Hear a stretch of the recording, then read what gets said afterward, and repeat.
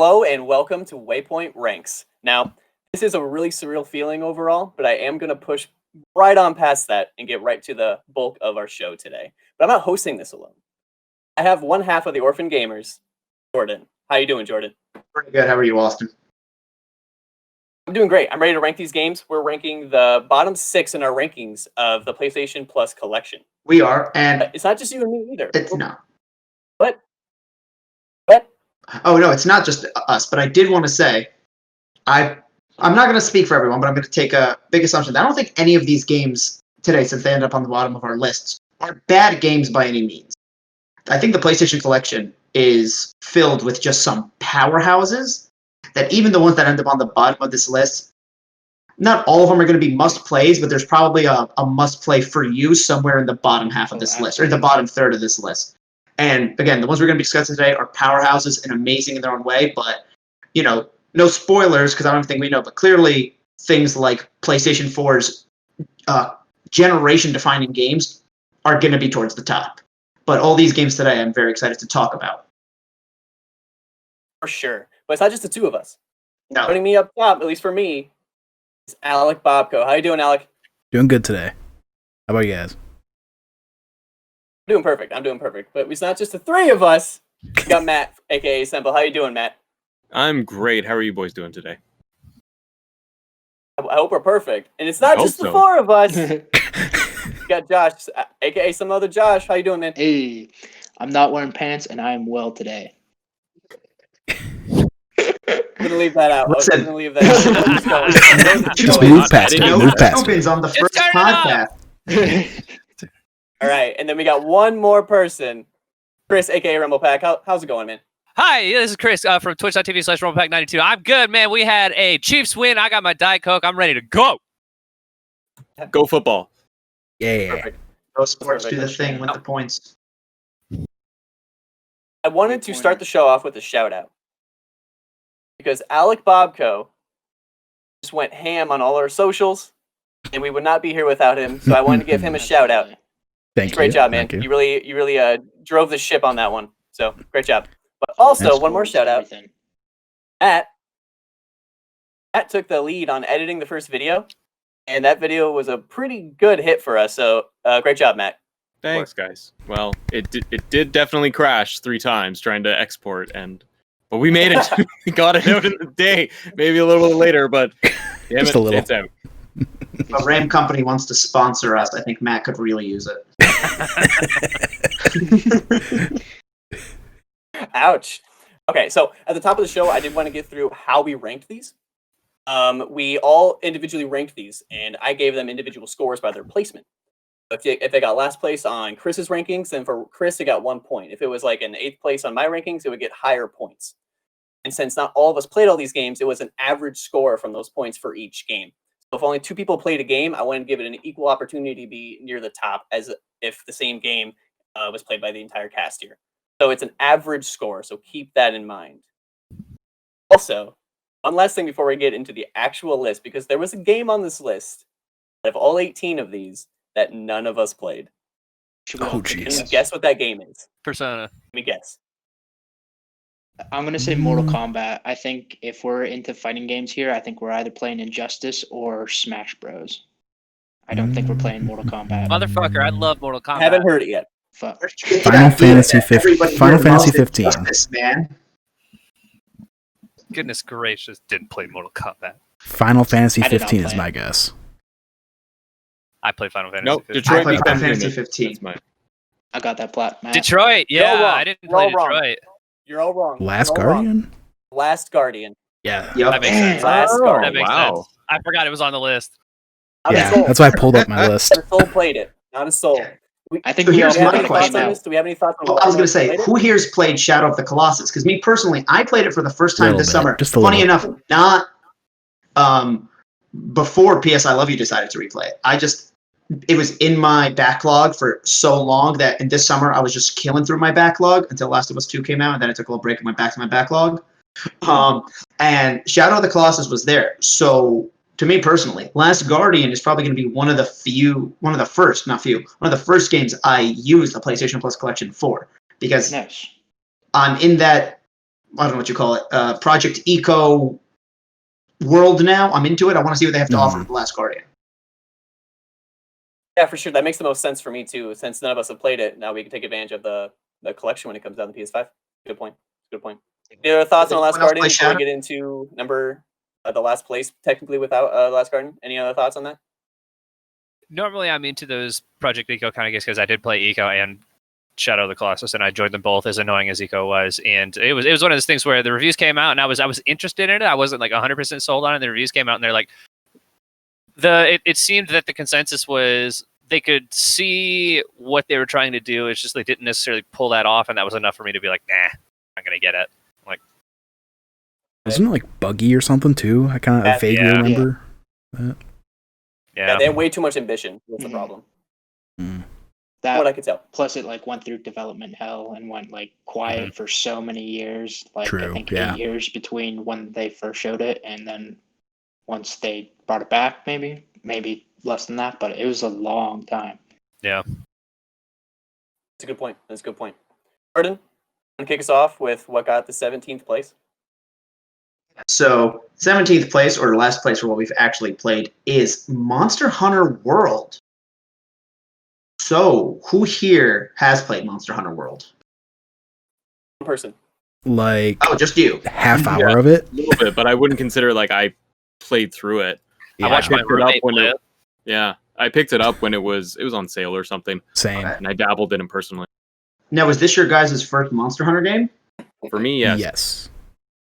Chris, you're saying no. It was my Only second. you I played played Monster Hunter Only Matt 3 played on it. the 3DS. Okay. Now, as someone who's not a Monster Hunter fan, I think I played a demo once on the Switch, and I know the Switch ones are a little bit different. What would you consider yourself a Monster Hunter fan since you've played 2 of them? Not really, because I didn't get all that into Monster Hunter 3 on the 3DS either. Okay, that was going to be my next question. Is I know Monster Hunter World sold amazingly, and it kind of turned the franchise into a slightly more mainstream title. Was there something about it that just didn't click with you guys? In my experience, it's one of those. I'm slowly getting more to JRPGs, but I also don't want to get into too many because the things about JRPGs is that they're so in depth. And it felt like Monster Hunter had so many things going on at once. Granted, again, I only played the tutorial, but it felt like there was 20 different weapon types with all these different monsters. So what did you guys feel about it? Jordan, Kind of- for me, it was I'm right there with you, and probably a couple of you guys. I have a really hard time with JRPGs.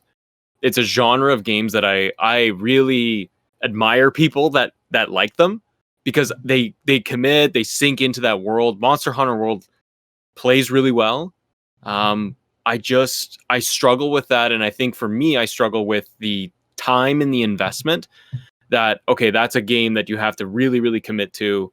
That and maybe one other title, and that's like what you're gonna do for whatever 6 months. And I remember hearing a lot of people in the community that were into that game. That's all they played. They go home, they play like 10 hours, 20 hours Monster Hunter World, and they keep going. For me, I just can't do that for the timing. And then I don't feel like I'm like, well, I'm not giving it a fair shot because that's what the game is about. What do you guys feel? I'm kind of in that same boat. Well, I won't say I love JRPGs, but I dabble in them.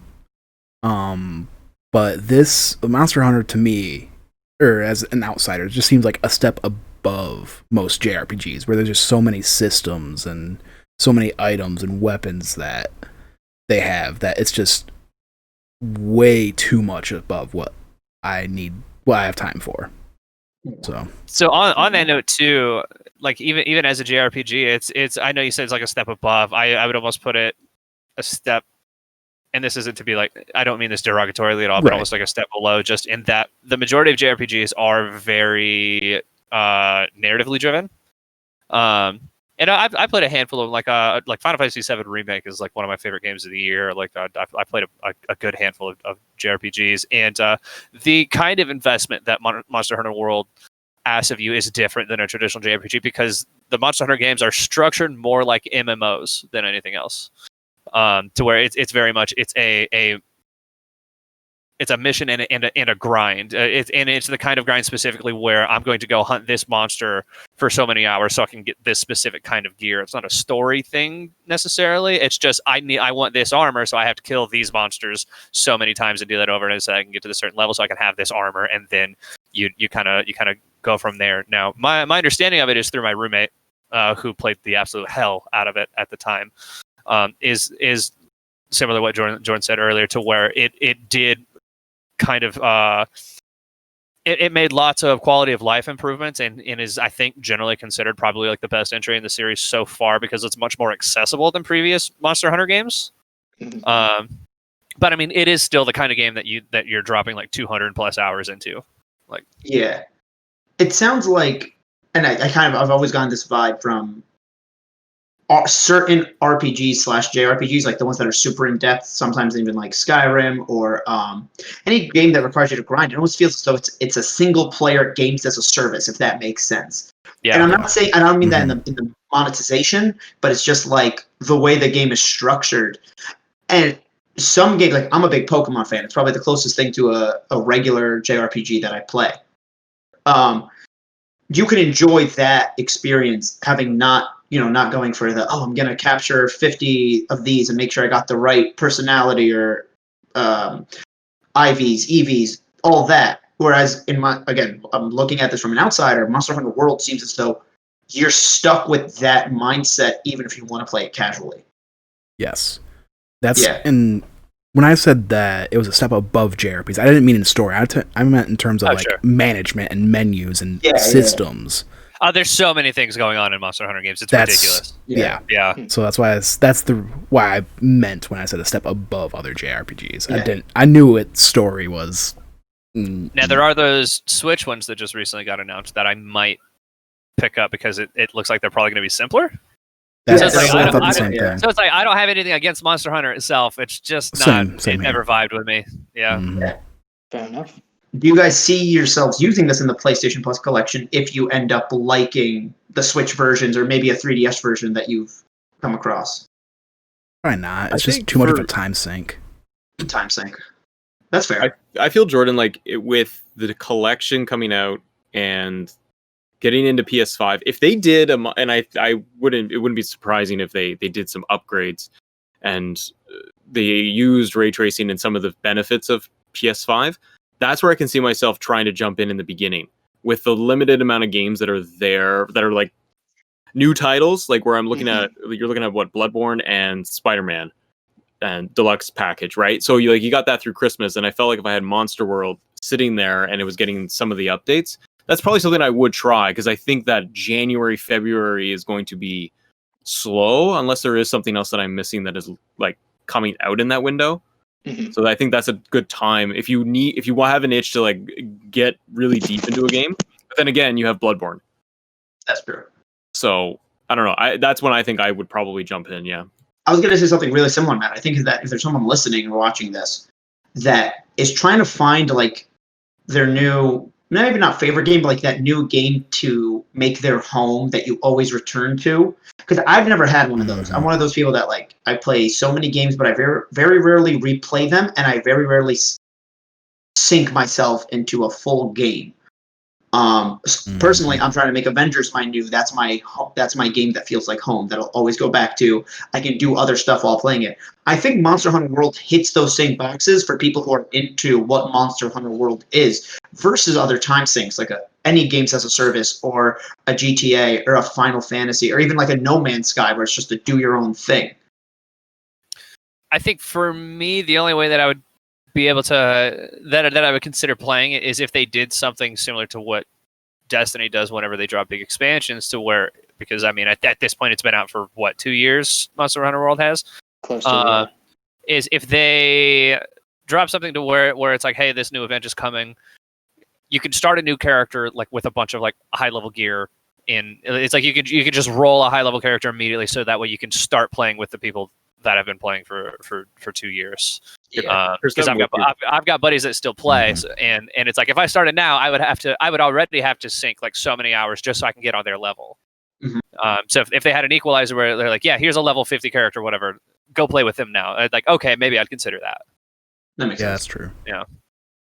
I think for me, after seeing the Monster Hunter movie, I think I'll be all hot and ready to finally dip my toes into the Monster Hunter universe. I think that would be After the American Army fights Yep. the monsters. I don't get it. Listen. I've already stated I've never played a Monster Hunter game. If your trailer can make me look and go, that's not right. I think you messed up. I don't know shit about Monster Hunter, but I know that ain't it. That ain't it. Nope. It's the same thing that happened to me with Dragon Ball Evolution. Never really watched Dragon Ball Z as a kid. Knew about it because my childhood best friend was really into it. Got stuck watching that movie on a 12-hour flight, and I was like, okay, this is wrong, and I know it is.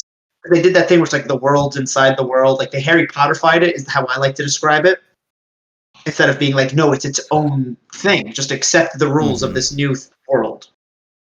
As a massive Dragon Ball fan, as Vegeta back here will tell you, that movie hurt me personally. Yeah. Same. It might as well have come home and me too. hit my mother in the face. Pretty much. I will say personally on the whole Monster Hunter World thing, it was the only Monster Hunter game that I even considered buying. I didn't. But it was one of those things where it appealed to me, but the JRPGs and all those systems did kind of turn me off for sure. And the whole thing that you're saying about a level 50 character, that would be nice. A friend of mine that plays it, he says you have to have friends. You have to have friends to play this game. If you don't have friends playing this game, doing it solo is just not the way to play this game. It's not the way the game is intended to be played. So I would suggest squatting up and doing it that way. That's my parting words on Mr. Gotcha. World. Take Unless it back anyone off else that. has something to add. I was just gonna say, I think that's one of the mistakes I guess the game must have done, because clearly I'm somebody that it pays attention to gaming news, and even games I don't play, I have a passing knowledge of. I always assumed, just based off advertising what I've heard, that Monster Hunter was a focused of a single player game. So maybe they intended it to be that way, and they added a multiplayer and made things easier. But I never got the impression that this was if all you and all your friends are gonna buy it and you're gonna play it together like like a GTA Online, an Anthem, a Destiny. Well, it's funny that you say that to where it's like the thing that you'd heard was that they focused more on the single player, and it's true that they did, and they did that by adding a campaign. Whereas, at least like Monster Hunter 3 on 3DS, it really you got a tutorial, and then it's like, okay, go kill monsters. Yeah. I'm watching this Monster Hunter World trailer. This thing is ass. We have to Wait, you're leave watching it like the there. We movie have to leave trailer? it there. Oh my We have to god. leave it there, And for on sure. that note, Movie trailer's ass. Austin, you want to intro? Yep. On that note, Austin, I'm gonna kick it over to That's you. it. That's the official WayPoint stance on the Monster Hunter trailer. This thing is ass. Put us on the cover. I'm Perfect. pretty excited for it. Right behind Monster Hunter World, and I know someone in here in this group is going to be upset. I think we're gonna anger a lot of people with this. It's Bloodborne? Yeah. Bloodborne. But essentially second to last on this list. Ooh. The community is rankings not going to that be I happy with received- us. The community's not going to be. Hey, here's the thing. I played it and it was fine. I but- know. What's the best way to get viewers, guys? Is to have a controversy. I mean, you're not wrong. The rankings Bloodborne's that I ass. received, No. only two people played. No. Only two people played. Who has played Bloodborne? I played Bloodborne. I have also played Bloodborne. What'd you think, Joe? Okay. I put a little bit of time into it. It was during the beginning of quarantine. My roommate just got so sucked into Dark Souls 3, and so encouraged me to get into a From Software game. And I had it for free from PlayStation Plus, so dabbled a bit into it. Got my ass handed to me a bunch. It started to click with me, but I just didn't have the time or the patience for Josh, it, for is sure. is it a title that you would go back to knowing that you're going to get, because I think it looks amazing on next gen, Mhm. and not having played it and hearing how great it is, the community loves it, but is that something you would go back to for the next gen? Possibly, yeah. Especially if they, up the frame rate for it, and they have some graphical improvements. I for sure see myself going through it on PS5. Plus, I think I was working my DualShock 4 pretty hard there, just in the middle of boss fights and stuff like that, just mashing at buttons and shit like that. And I think the DualSense 5 is a much more bulkier controller that might be able to handle all that a lot better, especially with the haptic feedback and stuff like that. I can't wait to That's just feel it me. in my hands. Yeah, exactly. Why you got to do this? Why you got to? Why are you squeezing bags of How milk? are you playing? Oh, jeez. Gotta feel all those Is that how sacred you, symbols on the controller. Is that how you get your haptic on? Huh? Gross man.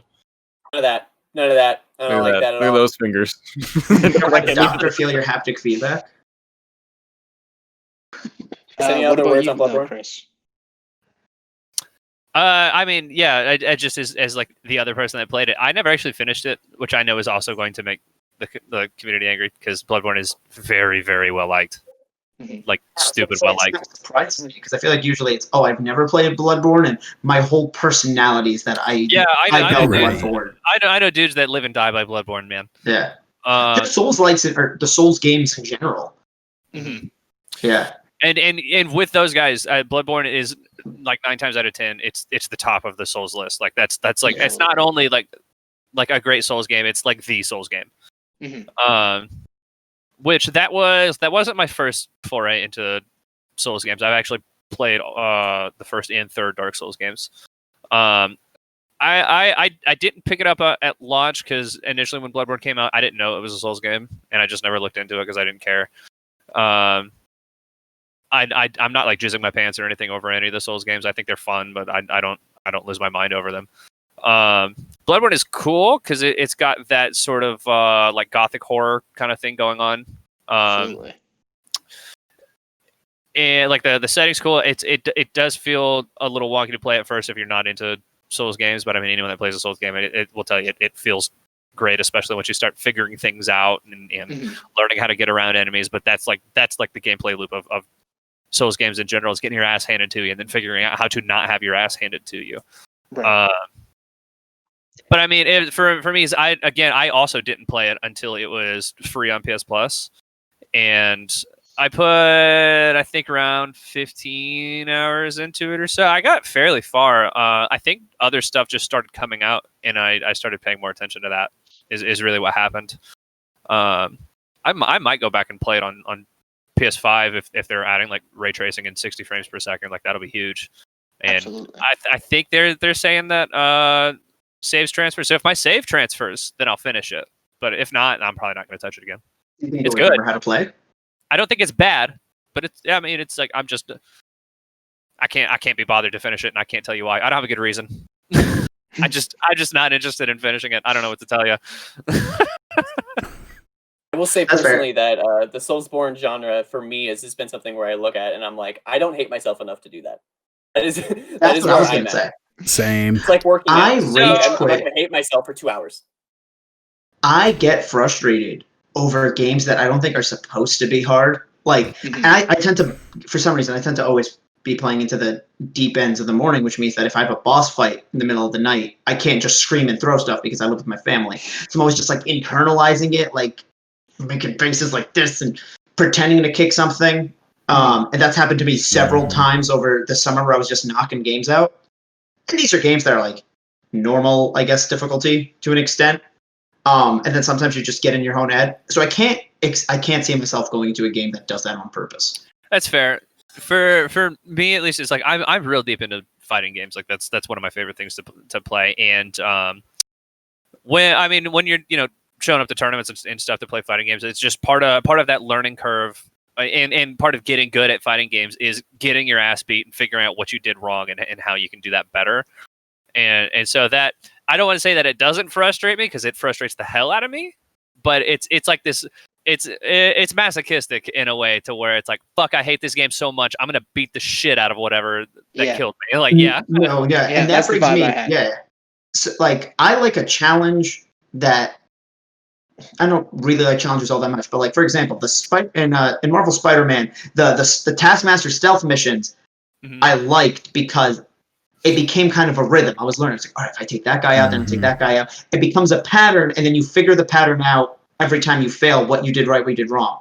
Games, and I can't speak to how Bloodborne is actually difficult or any of these Souls games, but it's something like Shadow of the Colossus, again, I mentioned earlier. There was just at the very end level, the last Colossus, I was playing for hours and just, one, I got into my own head and kept falling off. But two, it's just like, I'm not doing anything wrong. It was the game that was messing me up, not me doing a poor job. And I feel like that's the type of challenge I like, where it's like, oh no, that was me. Let me learn. And I could see how fighting games are like that.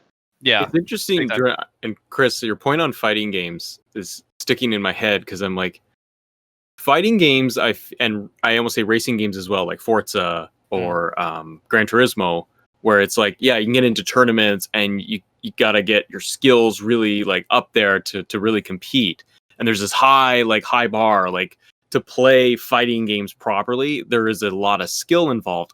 I feel like, however, fighting games and racing games, I can jump into Mortal Kombat and be really shitty at it, but I can still have a ball. Whereas a game like Bloodborne is punishing for the sake of being punishing, in my opinion. So I don't get the same satisfaction out of it. Like I can go Which into is a racing fair. game like that and play it. And again, Mortal Kombat or Injustice, which I love Injustice story in the campaign mode, it's amazing. So I feel like I could play that entire thing. I could put it on baby mode and at least just have fun. Whereas Bloodborne is like, okay, we're gonna kick your ass for not being like just for being hard. And again, Jordan, your point too of like, well, I don't mind it if it's point 1, 2, and 3, and I messed up on point 2. Now repeat it, and then I got the pattern, and I get a little bit better, and boom, you got the payoff, and you did it. Versus just crapping on you for. Have you ever played Injustice against somebody who's unbelievably good at it? Because it will make you hate the game. All It's fighting not. games- It's all not fighting fun. games, once someone gets better at you, you're like, okay, I'm done. Fighting games against somebody that's better than you is just not fun, and that is kind of what Bloodborne is like. I had an uncle that one time was playing Mortal Kombat with me. Never really played a video game before, and just would win by, like, I was like maybe 12 also, just by spamming one attack the entire time because I didn't know how to grapple or counter. So it's just like, I would rather you really be good than just have found like the world's cheapest method to beat me. Right. Like it just gets under your skin in that perfect way. Yeah, Bloodborne is it's a particular style of masochism, is really what it is. It reminds me of like those I don't know what to call them, but like the games that were like purposely made to troll you. Like you were like 7, you go to addictinggames.com and be like the world's hardest game, and every question was a trick Yes. question. But they're like, click on this, and there's a button, but you actually have to click on the word this. Yep. Bloodborne and the Dark Souls games just feel like that to me. That's a pretty apt example, honestly. Absolutely. Finishing games for me was always Crash Bandicoot. That was my heavy, difficult game, and I'm currently playing through Crash 4, and that game is just as hard, if not harder. Brutal. That's a great game. It's brutal. For sure. I do think that Bloodborne is aesthetically pleasing, though. I think someone mentioned that already. Very I think it much so. looks dope. Yeah, for sure. Yeah, I could see that. Jordan, you want to go for the next game? Yeah. Jordan? Yeah, so the next game, speaking of games that shouldn't be hard but have almost made me rage quit, and I'll tell that story, is Infamous Second Son. Ooh. Oh yeah. So going back to the beginning where I said none of these games are bad games, there's a soft spot in my heart for Second Son. I think I actually still have it. I'm trying to look at my stack real quick. I've always intended to go back and do it on Bad Ending, never have. The Infamous games as a whole have a special place in general because the demo of Infamous 1, I would always go to my Target and play it, and that's what made me want a PS3. Never fully bought the game, devoured myself in Infamous 2, and again, Infamous Second Son, not a bad game, but something about it didn't click the way the first two did. And I also think that age has only hurt the game because it's such a beginning of the gen game. There are still elements of it that feel a lot more like a PS3 game. Like when you have your objective and there's a giant, not even on like the map, but literally in the environment, an arrow pointing downwards. You know, and that doesn't break the game by any means, but it's one of those things where it's a product of its time. Mhm. And Oh, yeah. that ending fight with the concrete lady can fuck off. Yes. Oh my gosh. Yeah. That's one of those where it's just like, give me a chance. Like, she freezes me, and then I get out, and then she freezes me again. Like, I didn't have to have a moment to react. Yeah. Yeah. But, Yeah. no, I mean, I definitely like it. I liked the ability to have different, like, that his conduit powers was the ability to use others. Yeah, that was really I cool. think what got me was that it wasn't as connected to Cole McGrath's story. Yeah, which, spoiler for a 10-year-old game, the canon ending is that Cole, the protagonist of the first two Infamous games, dies at the end of the second one, and they've always used the good ending as the canon endings. Yeah. But, and I understand if they want to keep him dead, they could keep it, but it just felt like they could have done something to connect it more. That's my 2 cents on the game. I'm with you, Jordan. I did not go through Infamous 1. Infamous 2 was an interesting one for me because I I jumped on super late in the generation, and a buddy of mine was like, he was just playing it, and I'm like, yeah, I've always heard about it. I've always heard. I just superhero, but he's not. Like, it's the ultimate superhero game for a non-canon like superhero, like its original story. So I was always kind of like, I don't really want to. And the second I got my hands on the controls and was able to do the leaps and the powers and everything, and then I just got sucked into the story, and I was surprised how much I enjoyed that. And then knowing, like, for Second Son, I totally agree with you. It's so early in the gen that it feels like it came out of the previous generation, and they're like, we brought it along. Like, you could have ended the generation of the PS3 with that game, and it probably would have done gangbusters.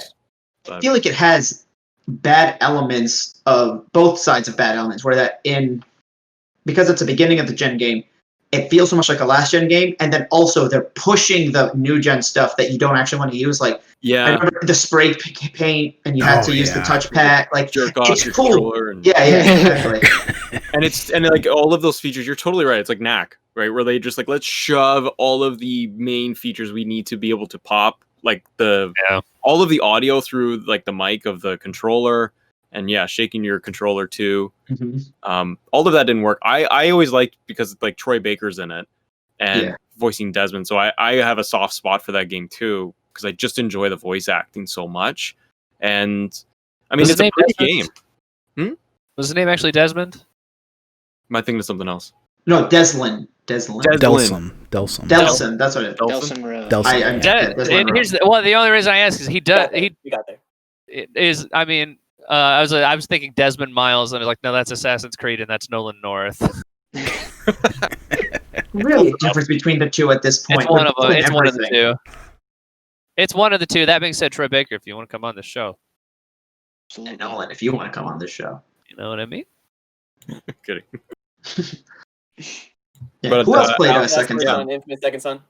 Yeah, I played it. Like, again, I loved his powers of being able to take over other conduits' powers. The neon, I think that was such a cool use of the early PS4's power, just showing all the particles and all that. It's been forever since I've played, so I really don't remember it too much. But I just remember, cool superhero game kind of thing. Really enjoyed it, but didn't really. Yeah, like I said, I just remember some of those late game fights were just brutal. Yeah. Just because the concrete just froze you in place there, but once you got those concrete powers, that was a blast. And Alec, also, because you mentioned the neon powers, shout out to Infamous First Light, which I don't know if it's included in the Plus Collection version, because it is a DLC, but it is like a standalone thing. Mm-hmm. So if it's not included, I just want to give a big shout out to First Light, which I think First Light I'm not gonna say it's the better version, because some people prefer a story, whereas First Light was so flashback based. But First Light is just solid.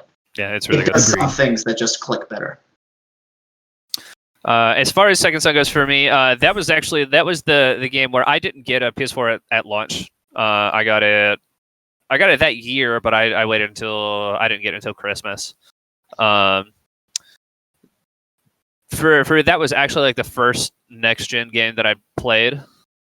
I got current gen now, but I mean it was that was the first like proper next gen game I played at the time. I went to go visit my family over Thanksgiving or something, and my dad had it, and I was sitting there, I was playing, and that was, there's always a moment where you see a next gen game and you go, holy shit, this looks so nice.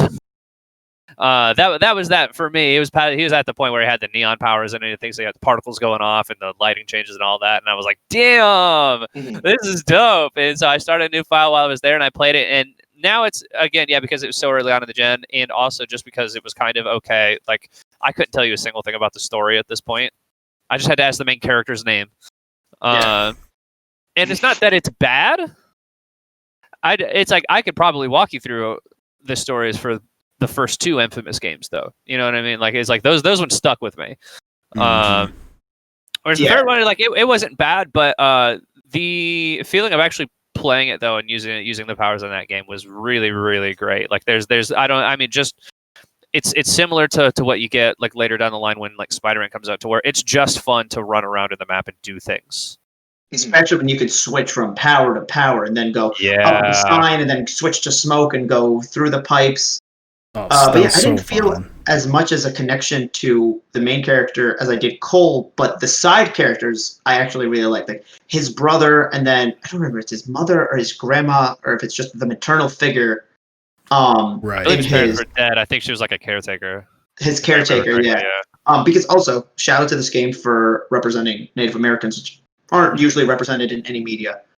So that's Yeah. always great. I can't speak to how well of a representation it is. I suppose they had a white guy voice him, so Yeah, I was gonna be like, if this is actually Yeah. horrible and this game is like taboo, I'm very sorry for that. But yeah, it's like good try though. Yeah, this game I think made you understand more so why you would want to choose the evil path, because it's like, oh, these people hurt his community, his family, his caretaker, basically his stand-in mother, his brother, who was always trying to tell him don't do this. Which I think kind of they're like, hey, if you want to give into this, you can. Whereas the first two Infamous games never really felt like there was an as much of a gray area for choosing the bad side. I go even further. The first two Infamous is just cartoonishly evil. Like, Yeah, it is. Agreed. Yeah. and that's not a bad thing, especially for a superhero game. But I mean, it's not. I wouldn't call it nuanced. I would say towards the ending choice in Infamous 2, I'd say, is a very interesting philosophical debate, and both endings get me right in the heartstrings. Jordan did it. I can't remember right now. In Second Son, when you want to switch, like when you want to do evil, it's building up like what, a meter, and your powers like are impacted by it. Like I know you're going kind of on the bad side, but what was the impact of like you going and choosing negative and choosing bad and evil? Was that you're getting different power ups, or I can't remember. I I think think it was just the way that NPCs reacted to you. the NPCs, Yeah. there is always, in all these games, there is the powers that are locked behind a certain moral alignment. Right. Yeah, that's Yep. right. That's right. And then I don't actually know. I think Chris is right though. I think the NPCs reacted to you differently. Oh, well, yeah, that's always the thing. But And I do then- like that piece of it, right? Like that's where there's like you're talking about, there's elements in this of like that's really good. That's a good piece of, you can use as storytelling, or like, yeah, to even block it and going, well, if you're going to choose more evil in that path, you can't use certain powers and people will react to you this way, and maybe you can adjust it as you go, right? But I think that's something that's not used as much, and if it is, it's not always done well. I think that goes back to the idea of it has the PS3 elements. Yeah. Because anytime there was a choose your own adventure PS3 gen behind, it was, do you want to be good or do you want to be bad? And there was no nuance, and both were cartoonishly good or cartoonishly bad. Spider-Man Web of Shadows comes to mind. And I think by the time, I haven't played it. I've heard it's very good. I'm sorry. It's okay. Same here. But yeah, I was gonna say, it's one of those things where I think by the time we got to the PS4, we were ready for more of a nuanced approach to morality, which sounds way deeper than it is. We're talking about we're talking about gamers here. I mean, it's like anything past basic is nuanced, man. Yeah, but you know what I mean? It's like, even if you talk about like Fallout's always had the levels of like charisma, cool, all that stuff, that type of thing. Basically, I think people just wanted a little bit more of a gray area and less cartoonish extremes. Yes, Fallout, my favorite thing to say, overrated, so I can make Austin mad. And he's kicked off WayPoint. Oh, You're gonna see a tweet tomorrow. It's like, Chris is no longer with us due to creative differences. Infamous Second Wait, Son just for make that me joke. was 1 and 2. 1 and 2 was a good ending point for me personally, and I saw the third one as a new story, and I didn't want a new story, so I never played it. And I have looked into playing it, and I even downloaded it with PS Plus and all that, and I just haven't got around to it.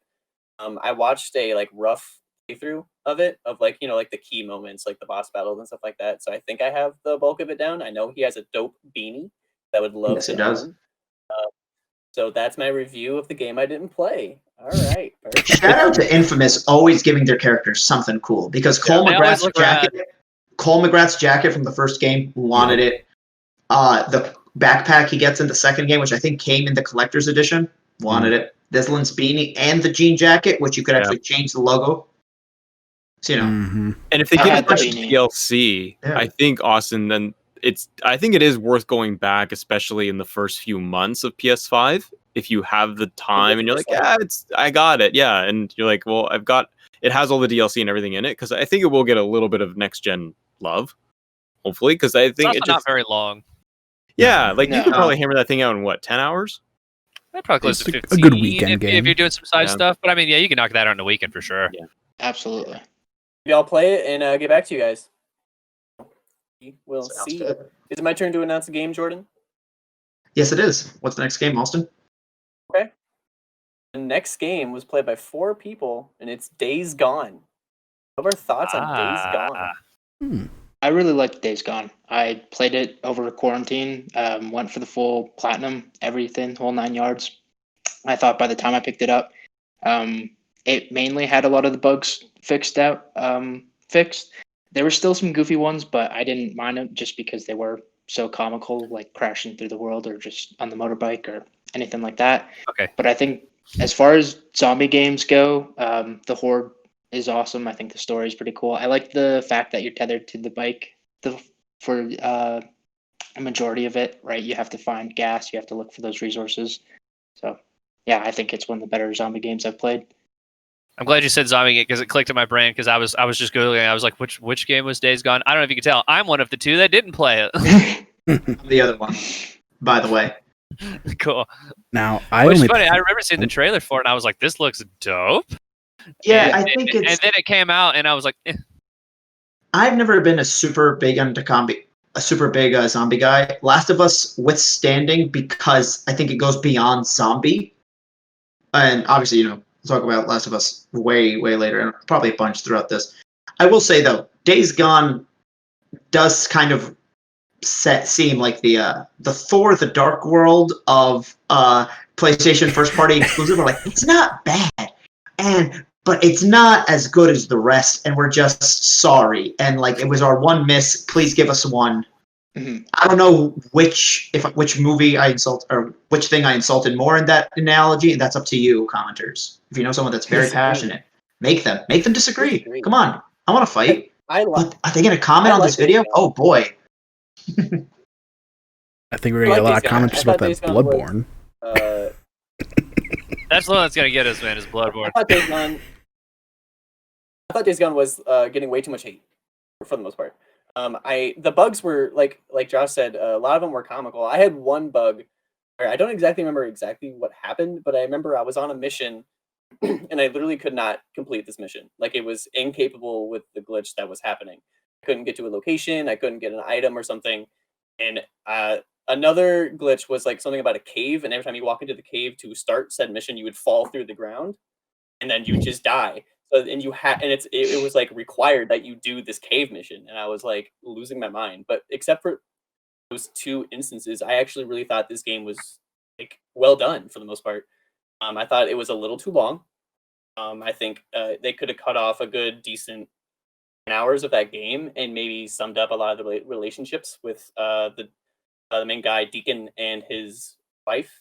It was a pretty generic story. They could have wrapped that up better. But for the most part, yeah, with glitches aside and maybe cutting off some hours, I thought Days Gone was underrated in my opinion. Does it have multiplayer elements to it, or did I somehow get that in my head? I don't think so. No, I think it's No. solo. Not that I know of. Shows you how little I know about this game. I'll leave the rest to you.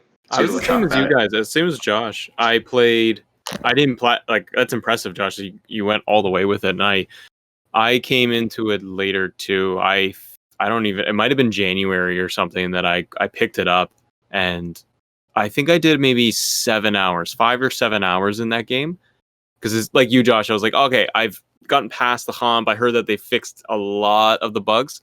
Mhm. I was really into it at first, and then it started to plague the issues that like Austin mentioned of, this is really long and drawn out and it lacks a little bit of direction. Some of the bugs, sure, like I'd get on the bike and I get locked in a tree or like in a shrub, and I couldn't get out and restart.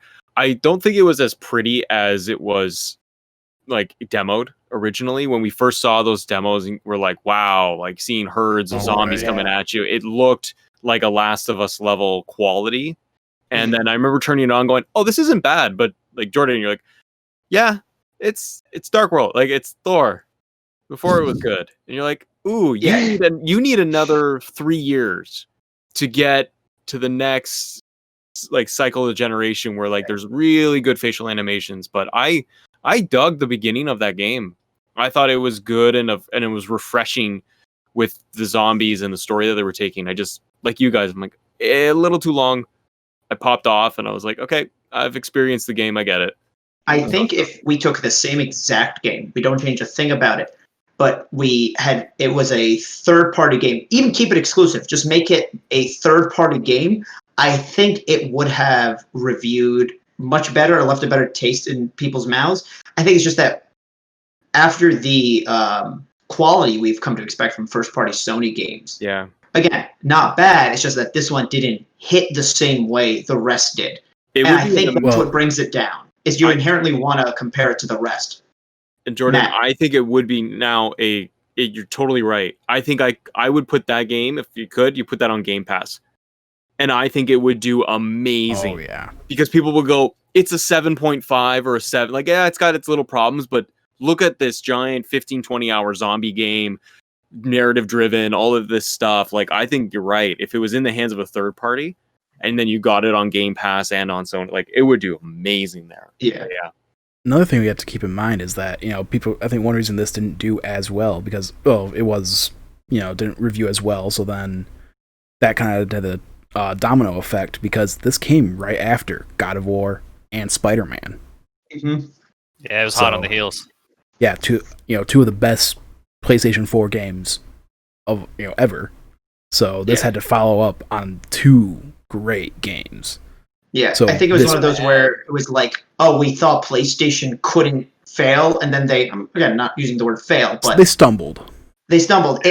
If you were to change the order of first-party PlayStation releases, and you put this like around, like between Second Son and Uncharted 4, I think we'd be looking at it. We would be looking back at it with such a like. I would be like, oh, it's it's in my pile of shame. I haven't played it yet. If it came back, a couple of years earlier. I do want to add that I think if this had a little more time in the oven, it would have been way, way better. I had another point I was going to say, and I forgot it, so I'll come back to that. Give me a second. Well, in that, then I have a question, which is, do you think it's worth for somebody who didn't play it to play it on PS5? Like, do you think by that point, like, it's going to be ironed out, it'll be running and smooth and I mean, just smoothed over overall? Is that worth at least putting a little bit of time into? I'd say so for sure. That's especially if it gets some next gen love.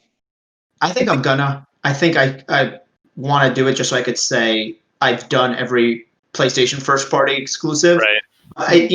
I'll probably jump in, play through the first few hours, give it like good old the college try is the phrase.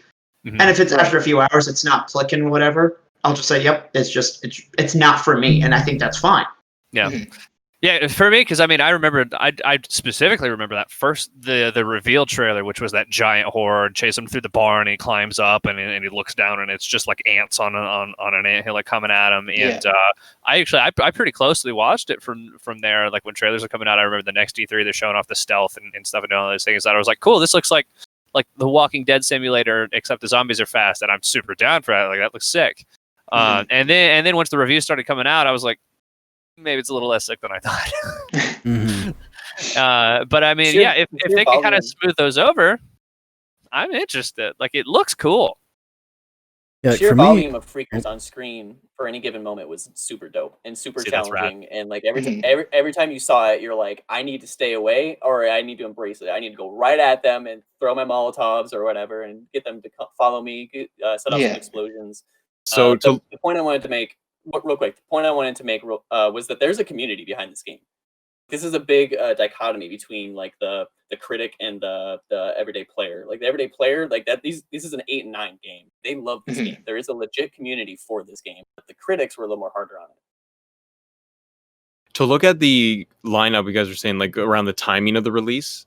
I'm just on Wikipedia right now. So to give you context as well, if we remember, so the rough lineup, anyways, in order was like Detroit Become Human came out, then we got God of War, Shadow of the Colossus, then Spider-Man, Tetris Effect, and then when you move along into 2019, then you got Concrete Genie, Days Gone, and then Death Stranding right after it. Wow. Jeez. So yeah, I think it was also plagued, like it totally had its issues, and that was with launch. Remember, and like Josh, like too, because you played it, but like the amount of issues and feedback was like, oh, it's a 6, man. If they ironed all of this stuff out, it totally could have done better. But I think it was also plagued by look at where it's hitting. Because for me, it was Spider-Man, and then I think I skipped so much because I was just playing Spider-Man for 6 months straight. So I platinumed because all the DLC, right? Like you've got 3 levels of DLC coming out, and we'll talk Spider-Man. But yeah, I think I'll tell my Spider-Man story later. It got Titanfall 2'd. I was gonna say also, it kinda I did. feel like because I work at Best Buy and I was working there around the time Days Gone came out. There was really no marketing push for that game. And so it fell under the radar, and people were like, oh, that means it's going to be bad, right? Because usually Sony pushes the shit out of their game. Right. And then I think it came out around, I want to say, I don't know if it was Endgame. Sure, but one of those, Endgame too, as well. You do have to complete, you have to compete with movies in a way, especially when it's a movie like that. Well, I'm just saying that's when I remember where it came out, because it was the same day I went and saw Endgame was when it released. Was it really? Wow. Yeah. And I think people also got probably they around that time too. Like, I mean, Walking Dead is still going, but even in 2018, 2019, there was Walking Dead fatigue, which general public audience or the casual gamer looks at a game like Days Gone and goes, oh, cool, Walking Dead, and I'm a biker. Cool, I'm in. Yeah. But there's such a fatigue of that genre for just the I was about to say, yeah, zombies, I think there's a zombie fatigue overall. Like, I don't even think it's just a Walking Dead thing. Yeah. I mean, it's like releasing a zombie game in 2019, 2020 that's a bold move.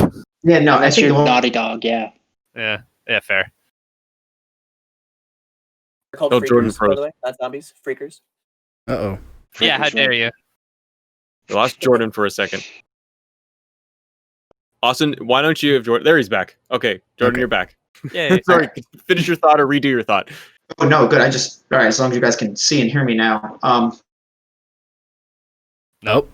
Maybe disconnect. He's like, and all right, reconnect. well, now that you can see me. Maybe close Discord and come back. How am I now? Good now, we think. Start moving your Now. face. There, yeah, we got you. Okay, yeah, you're good. You're good. This is usually for my OnlyFans, but it's okay. No, I was going to say, there definitely has been zombie fatigue across all mediums the past few years. I'm not going to get more into it because apparently if I say it, God strikes me down. So, I mean, are there any closing thoughts? Nothing that's been said already. All right, well, Yeah, I think we covered I'll that introduce the pretty next thoroughly. game then. And then, so the next game we have, well, before we do that, does everyone agree with the ranking so far? We got Last Guardian, which I guess is more of a ND. Oh, So close. So On close again. to words. So close. Come on, Jordan. Now, I believe in you, Give him Jordan. one of these. Come on, Jordan. am I cutting out or is my mic picking me up? you just All of it. freeze. Yeah, Yeah, Yeah, it's entirely. Yeah, you cut out. the whole thing. Alrighty, So hold on. Shadow Colossus. Let me see. You know what? I'm gonna take my phone off of Wi-Fi, put it on data. Bold choice. Connect it. Yeah, I get unlimited. I think that the rankings so far, I mean, Jordan, you continue, but I think it's we're gonna get shamed by the community because they're gonna be like, Bloodborne is like 9th or whatever, or like bottom last, second last. 17th. Days My Gone 2 above cents. Bloodborne. I'm open personally, and obviously this is going to be a voting ranking. Just for the sheer street cred of like, I can respect Bloodborne having even not played it, if that makes sense. I can understand the respect it has, and that's the other thing. We didn't give really, and there's no need to. When we were ranking these, we're ranking them based on one specific thing. I think it's kind of a general accumulation of both public reaction, gameplay, story, how much we personally enjoyed it. All these things come into play. So, I mean, Bloodborne, again, worth street cred. But now that you guys can hear me, what we have so far is Last Guardian, Monster Hunter World, Bloodborne, Infamous Second Son, Days Gone. I'm good. I think for me personally, I would toss Bloodborne over Infamous Second Son. Like I picked that game. I picked up Second Son day one with the Delson Row edition or whatever. I had the beanie, the pins, the whole 9 yards. I platinumed that game so quickly. But it's one of those games where I think back on it with rose tinted glasses because it was like March, like the first 5 months of the PS4's launch. And I think they faithfully recreated Seattle, but I don't think it's as good as Infamous 1 or 2. And I never got the desire to go back the way I have the desire to swing around New York in Spider-Man. And I think sometimes I just get more the itch to just be floored by a From Software game than I do to go back and smoke shoot up Seattle. I mean, Wanna as vote on it? the other one that played Bloodborne, I guess. I mean, I would put it at least over Infamous, just because. I mean, it's like I can understand you guys concerned with it just as like the kind of game that it is, not necessarily being for it because it is punishing and cheap in a lot of ways. But there's nothing technically wrong with the game. I mean, it runs incredibly well. It feels good to play. I mean, it's extremely well designed, and it's like I mean it's again I didn't play Days Gone either. I'd put it over both games, even having not finished Bloodborne. But I am going to play Days Gone at some point. But it's as somebody that did finish Infamous also, I would put Bloodborne over Infamous. You can vote on it. I'm gonna You wanna second vote on that it? just for the just for putting respect on something that isn't for me, but I can acknowledge what it is to others.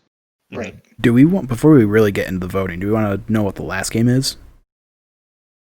I was going to add that. The voting so far, obviously, once we get to the last two, it's all subject to change again. Right, yeah, that's Fair. what I'm saying. We get That's all fair. 6 Yeah, out. let's do Okay. that at the end. And yeah, I'm with That you. sounds good. I'm with you. Alrighty. So the next game is Battlefield 1. Coming in at number 13 out of 18 is Battlefield 1. I love this game. First, I've I'm gonna put never that. I'm played not I'm not even a huge Battlefield fan or anything, but this one I have a special attachment to just for when it came out. Which was it was me and my boy Tom were living together at the time. Shout out to you, Tom. I love you. Shout out Tom. And we were, I mean, you know, we were living together. We had an apartment not too far from where I currently live. And I mean, you know, we're college age. We had a routine every weekend, right, where we'd go to like particular bars and then clubs and hang out and everything. But part of that routine was that October that we were living together. It was when Battlefield came out, or November or whenever it was. I think it was October. And for so many weekends we didn't actually have a TV in our living room. Anytime we wanted to, because the schedule that we'd work, we were constantly like not necessarily at home at the same time, so we just put our TVs in our rooms. But when Battlefield 1 came out, man, we'd both drag our TVs out into the living room and we'd sit there like all night like playing Battlefield 1, man. And it was so cool because you had it was the World War I aesthetic, and even though it's very not historically accurate at all, just to, you know, make it fun gameplay wise. I think it was just one of those really, really fun things. That was like the first time I really got deep into Battlefield at all. And so to jump into a game for the first time that has like the huge scope, it's got a big emphasis on vehicles and teamwork and objective and these giant maps and all that stuff. I love that game, dude. It's pretty, it sounds good, it's fun to play. Play Battlefield 1, you cowards. I was the exact same way, Chris. I got that thing on launch day. I was like, ooh, a Battlefield game that works. Because I think Battlefield 4, I got 4, that yeah, on, 4 came out rough. 4 and It was- Hardline, yeah. you couldn't even play it online. Like, you legit could not join a match. But yeah, Battlefield 1, I was like, this thing is great. It looks amazing. The campaign, I love the story arcs that they did with it. And I love that it slowed things down because we were coming in a time when Call of Duty was super hyper futuristic, wall jumping, Titanfall, wall jumping, like crouch, whatever. Like you're just doing so much speed boost and run and gun. And there's an entire, gaming sector market for that. Because those games are fun because you want to just go like high adrenaline go. I like Battlefield because it kind of slowed things down. Yes, not entirely accurate, but it did slow things down with your weapons and your gameplay. And I think a solid story overall. And again, you know what's really funny, Chris, is I actually got this on EA Play and downloaded it almost a week or two ago now. Yeah. And I jump back in and I'm like, this thing is pretty. And I forget how well done those Battlefield games are and like destructible elements in it. That's what they're really known for with that engine. Yeah, what about you guys? I love that game. I beat the campaign. The multiplayer always brought me back. Same as you, Chris. Buddies would grab their monitors and their TVs and like come over. I'm like, we'll grab these two and like let's go side by side. And before we get too far into it, I did want to put a shout out there too, specifically for Battlefield 1, just having one of my favorite just things that a campaign has ever done, which is the opening of that campaign. Like the first time you load up the game, it puts you directly into the middle of a fight. And I mean, it gives you like a quick overview of controls, and it's like, okay, go.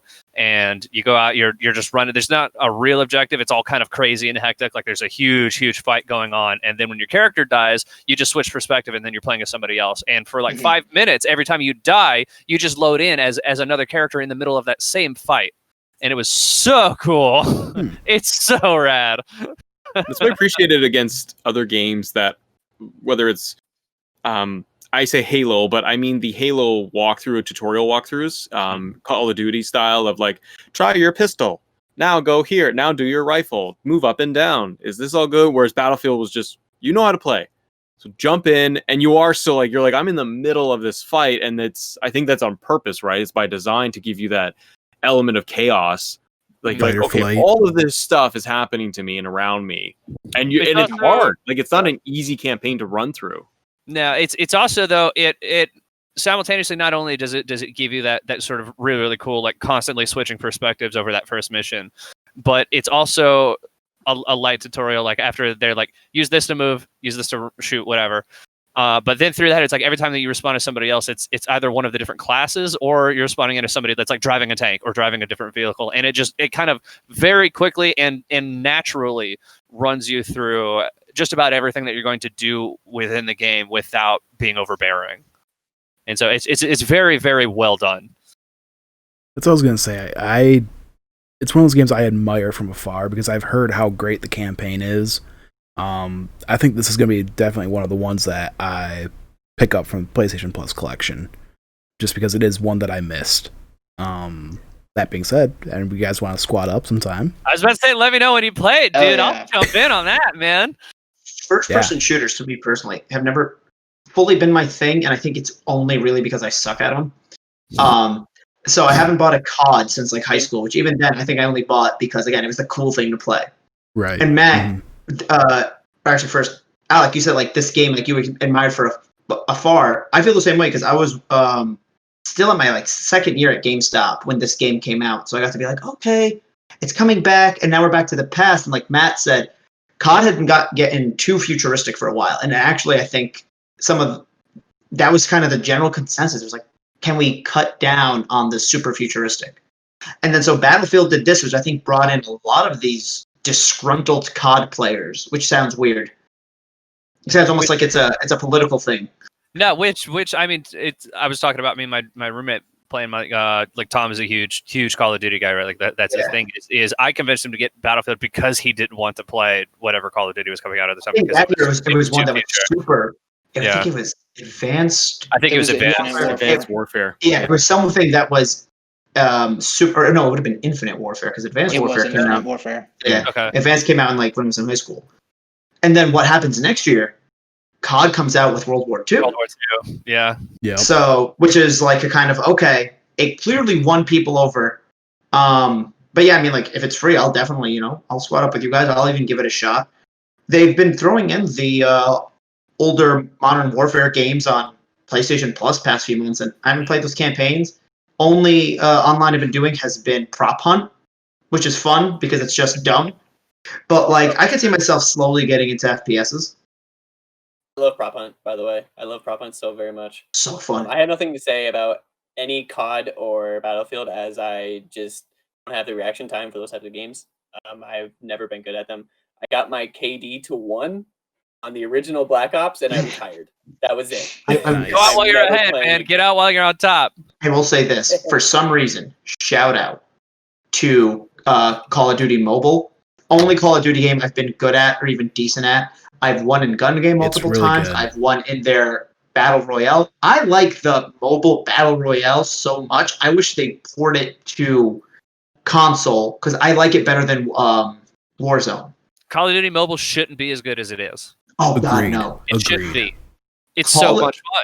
If you had told me that in the same year, Mario Kart, a mobile version of Mario Kart, and then a mobile version of Call of Duty were going to come out, and one of them would have done all the right things, and I would have fallen in love with it, and you told me which one it is, I would have said you were wrong.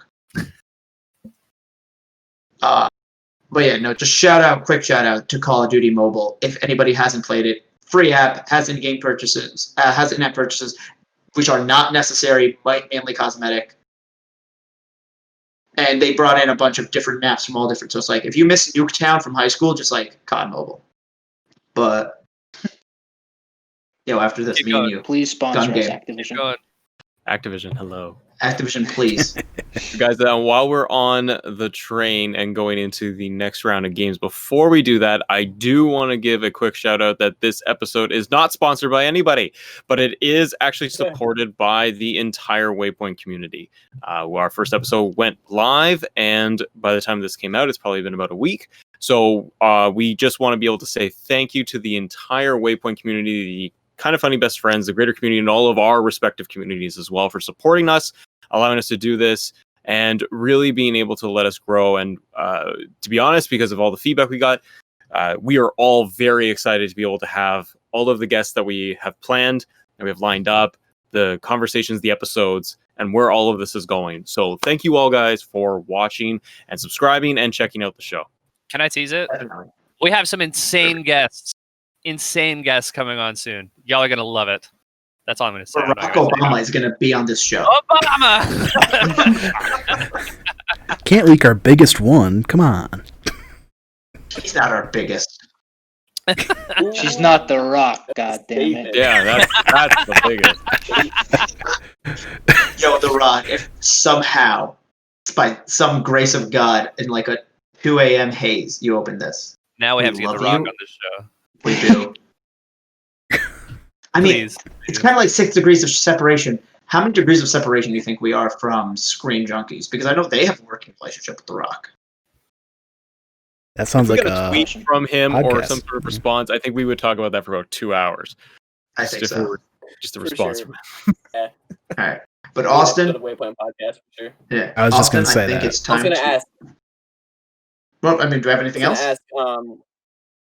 We want to reveal one more game because I had 7 games on this list just for today because Last Guardian got a 0. Do you want to Okay. do one more, or Yeah, let's do it. we can wrap it up now if you want? Okay, we'll do one more. I'll say let's do the last one, and that'll be the bottom third. Perfect. Coming in at number 12, Fallout 4. What are our thoughts Ooh. on Fallout 4? None. Overrated. This I was feel- my first I- Fallout game, and I really enjoyed it. Like, I know Same vote the for me. big majority of the Bethesda fan base don't like it, especially compared to New Vegas and Fallout 3. But I think the story was interesting and compelling. It held me enough. It didn't get me at first, but I kept coming back to it just because I was new to all the Bethesda systems, and eventually it did hook me, and I grinded out that platinum and did all the storylines, and yeah, I thought it was pretty fun. Yeah, for Fallout me, is a series that the entire series is in my backlog in a way. Not like the original 2, but it's a game that I always heard of and saw memes of, but every time I saw like a gameplay, or not even gameplay, I would just look up like pictures of it, and I always assumed it was just some other FPS that maybe just had a cult following. And it wasn't until actually I started at GameStop that my system manager was a huge Fallout guy. I was like, no, this is the same people that made Skyrim. It's open world, but it's more futuristic. And I was like, all right, maybe I'll pick up 4. And he goes, you want my 2 cents? Put about 20 hours into you should put about 20 to 30 hours into Fallout 3 just to get the feel. And I bought Fallout 3, made my character. I think I did one level. I was just like, I'll get back to this. I never did because it was on my PS3, and at that point, I wanted to use PS4. I always hate that idea. Like, I get it. I get where people are coming from. Where it's like it's like shows or series on Netflix. You got to get through the first season to enjoy it, or you got to play 20 hours of this game, and then you'll totally. Then it gets good. Yeah. Then it gets good. At least with a show, it's like, all right, it's all one cohesive story. Yeah, Fallout and you is can hammer out 10 hours. Yeah. But it is something that I do think I do want to play 3 in New Vegas first, because I know those are better, more highly regarded. And then I want to go into 4 because I would like to kind of experience it the way a real Fallout fan did, if that makes sense. But Fallout's definitely a series I want to keep my eye on. So Fallout 4, I know I've been giving Austin a lot of grief by talking about Fallout. Fallout 3 I actually really, really enjoyed, and New Vegas I actually enjoyed a lot more.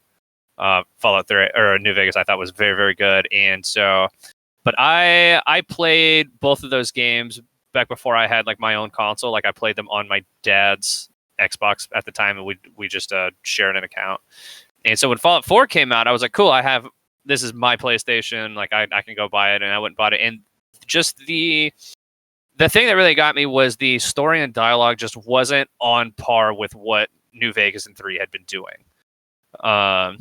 And it just made me uninterested in the game, like overall, to the point where it's like I really want to like Fallout 4 more than I did. And when I think of it, I think I played maybe 15 hours before I decided that it just wasn't for me. Yeah, sorry, Austin.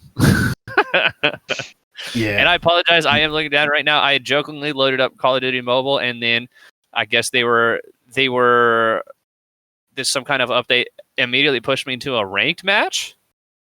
Interesting. And I don't want to get penalized for leaving, so now I'm in the middle of a ranked match. No, get that W live right here. Get that W. Priorities. Screw the rest of us. For me, I can still, I can hear you. It's ahead. fine. You notice how Chris leaned in, like he's like, yeah.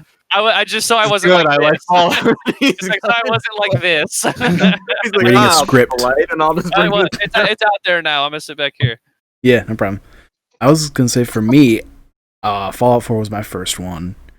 I really enjoyed it, but for me, I got stuck at first because I didn't realize that you had to like switch the main objective. So I was constantly doing stuff with the Minutemen. I'm like, this is getting boring. Oh no! Like I was the same way. I don't know what the heck is going on. Like, why isn't this advancing the story? And then for whatever reason, I just went into the menu and finally saw quests and was like, oh, go one down and there's the main quest. So once I did that, I loved it. Like, I found, the Brotherhood of Steel, I think it is. It's been a long time that I played, so I found them and then did a few missions with them. Found my way to the Boston area and Fenway. Just it was one of those, like, I really liked it. The Institute and all that, and like I said, I didn't really know what I was getting into for the most part. Like, I had heard of Fallouts and all that, but I just never really got into it because I actually had bought this from an older PC, or actually it was in Walmart. Because my laptop at the time still had a disk drive, so I got the physical disk of Fallout 3, but because it uses that Windows Live, or Windows Games Live, it was incompatible with my laptop, like, years, dude. with like Windows 7 or 8, so I never even got the chance to play Fallout 3. So, Which is a shame. That is the best, or like considered one of the best ones. Fallout 3 is the best one, to be fair. I know the popular opinion is New Vegas, and I concede to that. Like, I understand why that would be the popular choice. It takes like the formula of Fallout and turns it on its head narratively, where you aren't really a vault dweller. You just start as like this mailman essentially, and you get shot in the head, and then you go on this weird journey about finding out why you were shot in the head, and it's great. And it doesn't really into anyone's, like, we have like a structure. It just does what it wants, and the narrative is really, really well done. I also want to say that Fallout 4 might have the best launch of any game I've ever seen. Oh because yeah, that stealth trailer yeah. came out. I don't know. I don't remember if that was an E3 or what that was, I but think it was. they have been working on that game for like years, and no one knew about it. I mean, there were rumors and bumblings, but it never got to the Mhm. point where we were confirmed on Fallout 4. So when that was announced, I remember I was sitting in a library parking lot using my phone to connect to the Wi-Fi to watch the trailer. Um, yeah, I was a poor kid. Leave me alone. But yeah, We've all been there. Fallout 4 to me was Fallout 3 next gen. So Yeah. I really enjoyed it, but I also just fell in love with Fallout 3 because it helped me through some depression in high school. Every time I would just not want to deal with life, I would go play Fallout 3 for like the 19th time and like all the way through, and I'd finish it and complete it. And so it has a special place in my heart. And Fallout 4 was basically Fallout 3 next gen with a lot more systems. Some worked, some didn't. But I just wanted Fallout 3 in a new world and that ambiance, which is people get bored with that. But I like kind of a red-ish, bleak-ish world if the ambiance is good. If Mhm. around any corner you could find anything completely new, or you could completely miss it. I like that feeling, kind of like the Breath of the Wild feeling. Around any corner, you can just discover something amazing. Fallout for me is an environment that I actually genuinely enjoy. That it's bleak because it gives you like an excuse to explore left or right, and it's done very well in my opinion. Fallout 3 is my favorite game of all time. If you didn't know. See, for me, is I love that aspect of Fallout as well, to where it's a Bethesda RPG, so it's the kind of thing where it's like after you get past whatever the opening mission is, it's like cool, go play, Yeah. go wherever the hell you want. Mhm. For me, 4 didn't quite hit that same level of discovery that I had in 3 in New Vegas. It felt like it was a little emptier, and it just felt a little less rewarding to go around and explore things. It's like it very clearly wanted you to go down the main path, because that's where stuff starts unveiling. Whereas if you played like Skyrim or New Vegas or something else, it's you could literally just go out and just happen upon things that might not even be related at all. And 4 had, I think, a little less of that. I can see that. Fallout 4, when opposed to Fallout 3, I think because it was such a graphical improvement, they couldn't or involve as much like interactivity with what they did include. Like since it was such just like better specs and looked so much better than Fallout 3, that they had to kind of confine it because it would be a massive file size if they was the exact size of Fallout 3 when it tends to exploration, but looking that crisp and that good. It was kind of give and take on that, in my opinion. And from what I understand, I also could be a big dummy when it comes to making video games. I don't know, but in my mind, that makes sense. What do you think? No. So, and I mean, it's like you're probably onto something there. Just, I mean, with the way PlayStation 4 games are, it's my understanding that, just kind of trying to get it, is that they are structured similarly to PlayStation 3, but there's kind of a give and take there. I guess to kind of pull back into at least say something positive about the game. I actually thought that the gunplay was way better in 4 than any of the other Fallout games. Way better than any of the other Fallout games. That might be the first Bethesda game that I've ever played where I actually enjoyed combat. Like, Yeah, Literally combat was the really reason fun why on that. VATS exist is because the gunplay was so bad. The yeah, VATS system where it paused the they were like, rather than make an actual FPS, they were like, and what if we just made a system that made it look like we did this on purpose? I loved it because I'm I bad did at like FPSs, which we established. I did like VATS. 4 had VATS, right? Yeah. I I did. think it was still there. Okay. Yeah. I didn't Also, use going it back much. to the point you made about the like best video game release, like again, working at GameStop when this thing came out, the Nuke Boy edition that comes with like a fake nuke that had Fallout, the original Fallout 1, 2, 3 in New Vegas for PC inside a mini nuke was really cool. The Pit Boy edition, which Chris, I know you just mocked, I got that which one. my assistant manager made sure to get, where it's like you wear it, you put your phone in it, and it actually interacts with the game. My dad And picked that then one up. It's sick. I don't know if this trailer ever made it to television because it used to play in like the, GameStop's have like that closed circuit TV thing, or the GameStop TV, whatever they call it. Yep. There was the trailer with the song "The Wanderer," which Yeah. just put that song in my head because I probably heard it 30 times a shift. And just like, but it works. But it works with the game. It works with the trailer. So I was just like, Mhm. yeah. I mean, Yeah. props to the marketing. Like the marketing was so good. I was just like, wait, people are wearing the Pip-Boys. People are buying mini new. Like, that's just a cool collector's item for me as an outsider. I was like, I might want to get in on this fandom. Plus, a few months before that, I believe, didn't they launch that mobile game too? Fallout Shelter. Oh, Shelter. Yeah. And Shelter blew up. That's fun. I actually played it for a bit. Yeah, I liked it. Shelter blew up. Yeah. Yeah, it's on iPhone. It's on Switch now. I'll agree. I think the marketing for Fallout 4 was impeccable. Yeah, It was very, very good. I was in the hype, man. I was ready for it, dude. Especially like Bethesda putting on their first E3 press conference that year, and they just gave Todd Howard the stage, and he's just rambling on, and he's dropping F-bombs in the middle of it because he's like, this thing just fucking works, right? And shit like that. It fucking works. Yeah.